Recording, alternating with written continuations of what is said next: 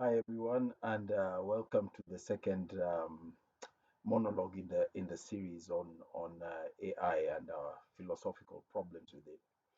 And thank you also to those who your various responses on the first one. And one thing comes out, something that I've always suspected that um, the regard people have for AI.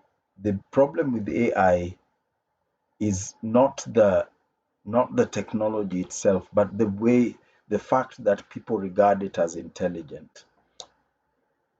Something intelligent cannot be artificial, and something artificial cannot be intelligent.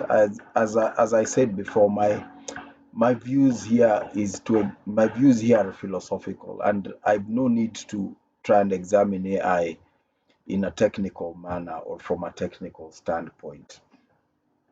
And secondly, the standard Kenyan response that always comes through on these things also appeared. AI is here to stay. Look, I don't care. I'm not thinking or expecting it to go, and most importantly, I'm not trying to convince anyone of anything. I'm just trying to state things as I see them and how one uses that information. I hope it's useful to those who listen, and the way in which they use it is purely their choice. But I speak from my own experiences and my own philosophical standpoints. Now, one one important thing in understanding everything, from what we eat to what we read to the sports we play and everything, is understanding origins, as in philosophical origins, as well as those of the actual origins.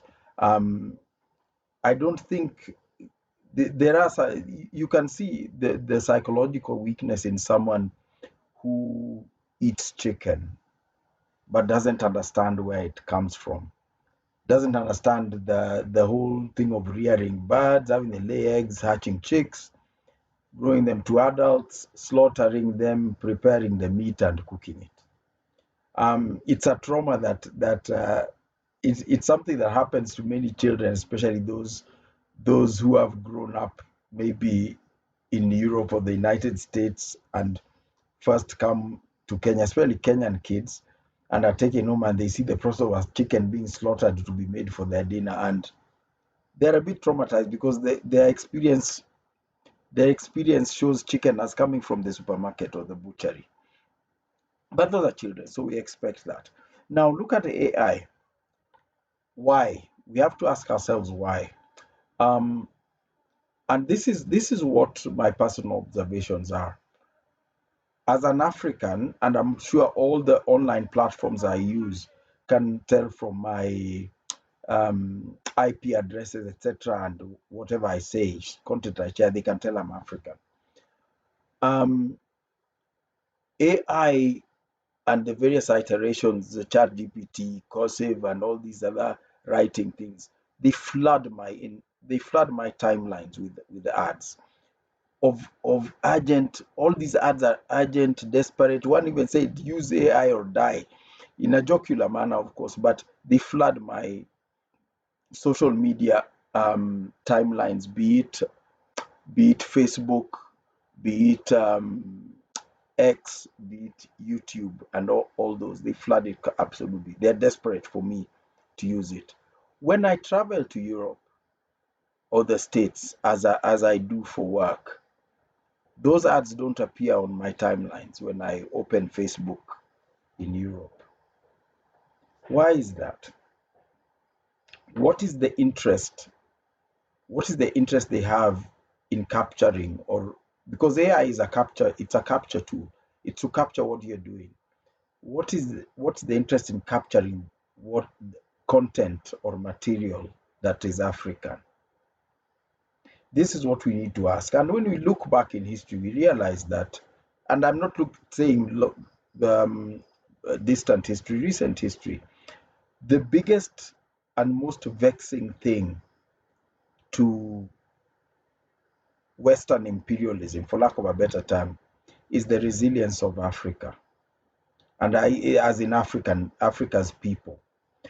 Um, in the sort of global rules-based order that was put in place after in the early 20th century, Africa was meant to be the source of resources, labor, and be clients buying whatever. Africa was not meant to have ideas, was not meant to develop ideas. Africans were meant to be vulnerable to famine, to disease, and to all sorts of human stressors, i.e., we were meant to be a population so weakened by our physiological and immediate physical stressors that we were not supposed to have any intellectual space to develop ideas or to think about stuff. So when we think about stuff, that scares Western imperialism. Um, you see the angst the West has over Ibrahim Traore, the who led a coup in Burkina Faso. The angst is not because Traore is about to create some all-conquering army and invade Western empires. He's not. The angst is over his ideas. The terror is over the fact that this guy is a soldier, he's young, and he's coming up with the ideas, and he's obviously read history and understood it. That's what worries people. If we come to the COVID pandemic, I remember Bill Gates giving an interview saying that one of the things we have to investigate is why the death toll in Africa is so low. We were supposed to die. That's a fact. On my own, on this very YouTube channel, if you go to my video on imperialism, you will see one of the commenters there saying that this guy seems to know. I guess he meant it as a compliment. This guy seems to know so much about U.S. history and politics, etc., and he's coming from Kenya. How can he know all this and he's actually trying to avoid starvation, disease, and all these other things? This guy believes actually I should be too hungry or sick to be able to think about these things. And that shows you how powerful that propaganda is. Even today, in the age of the internet, where everyone, certainly in the West, everyone has access to information. You want to know about how people live in Kenya, you just hit a few buttons on Google and you get it. Photos, information, text, everything. But that propaganda is so powerful. The propaganda that Africans they're starving, they're sick, they're not meant to be able to think about this stuff, right? So we come to AI. AI is meant to garner ideas, to find out what it is we are doing that is keeping us alive and abreast and thriving and creative and functioning as a society, because that's what worries the West. You realize, at least on my timeline, all the ads for AI, none are from Asia. There's a lot of AI stuff developed and being done in Asia. None of the ads are from Asia, none at all. Whether from India, whether from China, whether from Japan, none. They're all from the United States. And the attitude, the sort of casual, um, casual and unthinking attitude many citizens of client states like Kenya have towards AI comes from this stupid infantile idea that AI is here to help us. And for those who are not Kenyan, I'm sorry, you might not understand this, but there is such a deep-seated belief in Kenya that Westerners love us, and whatever they bring here is to help us. And this belief goes from the lowest echelons of society to the highest echelons of leadership. It's something I'm yet to understand, and it has made us adopt wholesale a lot of things that are harmful to our society. So all of the ads come from the United States, and Europe. So they want you open a PDF document, there's an AI assistant there wanting you to click on it so it can summarize the document for you. But you click on it and it submits your letter or your document to AI, so they know or this is what Mordecai is reading, or what the letter sent to Mordecai. You go to simple messaging apps like WhatsApp, and there's an AI assistant there wanting to assist you in answering this person. But once you click on that, it gets who you are, what you want to say, who you are communicating with. Obviously, what you are communicating with can reveal whether you are communicating with your brother, friend, mother, girlfriend, wife, son, daughter, whatever. This is information, triangulation of information constantly going on. You get onto just text messages, they're offering AI assistance. And this is why, because they desperately need our information about us, everything, what we are eating, our health, etc. I've said before about all these health apps and pharmaceutical pharmacy distributors in Kenya who suddenly have got all this funding to do home deliveries and online orders, etc. That's to learn about our health. It's not to learn about, it's not because they want to help us. That's to learn about our health, our age, our health issues, what we are eating, um, whether a woman is still of childbearing age, because this will be determined by whether their medicines or whatever they're buying, and all these kind of things. This is what the purpose for it. It is to collect data, and the data is to understand us, and not to understand us as an objective. Understanding is a vital ingredient in trying to control any people or any society. Um, just on 14th of August, a short while ago, um, the Bill Gates Foundation decided decided to fund a project to bring African languages. They're calling it something new, African voices, some bullshit like that, to bring African languages on board these AI platforms. Obviously, the creators have become worried because certainly in Kenya, and I think many other African countries, we speak a lot of Kiswahili, Sheng, Doluo, Kikuyu, whatever vernacular languages on phone, and they can't listen in on this. We send a lot of vernacular communications on text, and they are unable to listen to this.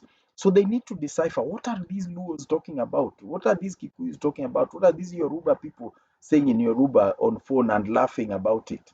What business are they doing in their vernacular? What foods, drugs, politics are they talking about in their vernaculars? So this is why they brought this. But naive Kenyans, because the way I picked it up, where I picked it up was someone shared it on social media as, oh, look at this wonderful thing. They actually want to include our languages in AI. You think Bill Gates wants to help us communicate in Doluo in AI? No, they want to learn about us. And so that we be clear, I talk a lot about like these billionaires, Gates and Altman and Musk and all these other people. And we should never think that this is them doing this. Billionaires have in recent years become very useful tools for governments, because when Bill Gates gives money towards something, instead of assuming, oh, multi-billionaire, he's got all the money to give, that's why he's giving, he's generous or whatever. No, governments give money through these billionaires to hide their intentions behind the face of these people. And that's because governments have restrictions to things like Geneva Convention, UN rules, their own laws and constitutions, the laws and constitutions of the countries where they're doing things. So this is why they use billionaires, especially those in tech, because tech is also another um, insidious medium that somehow circumvents or hurdles across international boundaries, diplomatic limitations, laws, and so many other things. That's the importance of that. And we'll remember that last year, the Kenya government, again, Kenya is a prime example of client statehood. The Kenya government had decided to grant legal immunity to Bill Gates and all staff of his organization. Legal immunity in Kenya, the only people who have it are foreign embassies. And I think the sitting president. No individual or company or foundation has it. So how was this? Luckily, there was an uproar and parliament rejected it. So this didn't happen. But who do you think requested it? Did Bill Gates decide to request, I want immunity? Who are you? The offices from which immunity are requested are government offices. They don't deal with individuals. So this is an indicator that you must understand billionaires now work in tandem with governments. And I've talked about this in various talks about imperialism. Imperialism is alive and well, but the new emperors are not heads of state. People like King Charles and those others are just anachronisms now. They're old stuffy in glass cupboards. The new emperors are the capitalists, the billionaires. And they are the ones who manipulate our states and our laws and this kind of thing. So when we look at the AI offerings, suddenly there's an AI software you download onto your phone, and you can tell it, call Mordecai and tell him we meet for lunch at whatever place at 7. And it triangulates and calculates who you are, who Mordecai is, where this restaurant is that you're going to meet, and there's so much information that's available from just that. Even the time you're going to meet is on that. So the attitude you have to AI determines how you use it. And that attitude in turn is determined by your understanding of the purpose of AI. If you think Sean Altman or Sundar Pichai or Bill Gates is out to help you, you have a level of stupidity that is very difficult to handle. You need to let go of that and understand what's going on. So when you are using it, you can decide to use it. Make peace with the fact that you are giving that information and understand what can be done with that information. If you are giving that information about, and you're not just giving information about me, when you use that AI thing, you are not just giving information about yourself. I mean, when you use that AI thing, you're giving information about the person who you are writing to or who had written to you. You're giving information about the person who had written to you the letter. And when you start using it in creatives, you are training it to replace you. So when you hear this bullshit that goes around, AI is going to replace jobs. No, AI is going to replace the people who use it. You have seen these tech companies laying off the programmers who developed the AI thing. And I sort of wonder what those programmers think when they're doing this stuff. I'm developing, writing this code that can do exactly what I've been doing for the last 2 years in this company. And somehow in your mind, you think that company will still need you after you've done the code. That is a snapshot of the damage that AI is doing and can do. And it's happening everywhere. You see AI glitches in air travel bookings. I've got a credit facility at my bank that I use once every few months.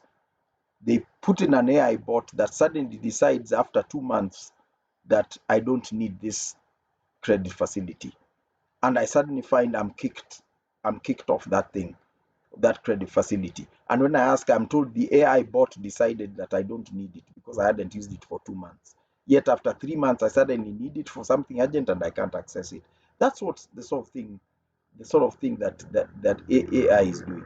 It's now bleeding into human interactions and interfering with things we do, because I can relax knowing I have that credit facility. I might not even use it for a year, but I need to relax knowing that I have it.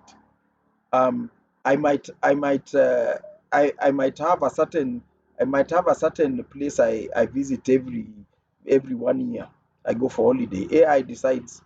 Imagine in fiction, if AI decides I don't need to go there, so next time I want to book a trip there. AI doesn't let me because it decided, since I've not been there for it, decided I don't need to go there. Or you had a house, those who have 2, 3 houses, you have a house you've not visited for the last 6 months, and AI decides to take it away from you because you haven't visited it for 6 months. It's it's bizarre in the extreme, and the problem is not the tech. The problem is the lack of human understanding of the tech and human understanding of the evil behind the development of the tech. You have to understand, what does Bill Gates want? When Bill Gates or any other billionaire comes up to you and says, I want to do this for you, the first question is, what in your mind, or even if you have a chance to ask physically, what do you want? You haven't come here because you love me. Our parents do things for us because they love us, or our partners or siblings, etc. You don't need to question why your brother is doing something for you. But when some billionaire from another country comes and says he could have gone anywhere in the world, but he suddenly come to Kenya and he decided, I want to do this for Mordecai. If Mordecai doesn't ask what he wants, then Mordecai is an exceedingly stupid person and needs to sort of really rethink how they do things. So these are not assistants. AI is not an assistant. It's a data harvesting thing. If for whatever thing you are doing, you think it's okay or useful to give someone the data about that, then go ahead by all means and use it. But if you start thinking that you must use it, that's stupidity detected. If you start thinking that you will perish if you don't use it, stupidity detected. If you think it was brought to somehow help you and not its creator, stupidity detected. Let us let us make decisions, informed decisions on whether or how to use AI, and let those decisions be based on the intelligence that we actually have naturally.